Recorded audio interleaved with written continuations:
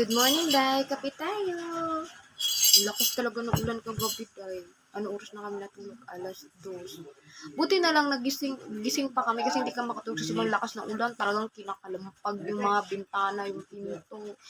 Paglabas ko kagabi, mga launa, kita ko papasok na yung tubig. Buti na lang gising pa kami mag-asawa. Yung asawa ko basang-basa doon siya sa taas kasi yung tubig dito kasi may bagsak kasi pababa kami. Lahat ng tubig sa taas dito sa amin. Hanggang ngayon, Day, anong oras na ba? 10 pa lang. Wala ka talaga magawang hirap ang manap ng vlog.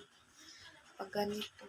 So, yun lang guys. So, haggard pa ang ano nyo. Maligo ko mamaya, magpalaban ako. Ang hirap maligo dito sa Tagaytay dahil lalo na tiglamay. Tapos, sumasabay pa yung hangin. Pumapasok doon sa loob ng CR. Kahit anong gawin mo, ininit tuwig. Malamay. Ganyan ang kakandingan, Day. So, yun lang for the rest of the video. Bye! Day, grabe talaga. Tingnan nyo. Ang lakas pati ng hangin.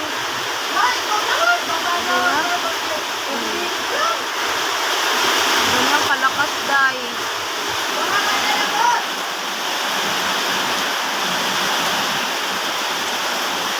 Pinasok na namin ang mga manok namin.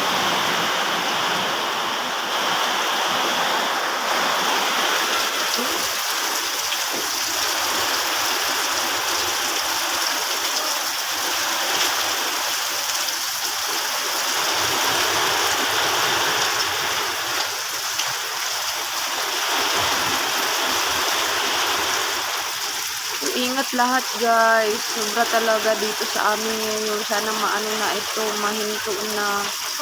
God, Jesus name. Sana pitigil ng ulan.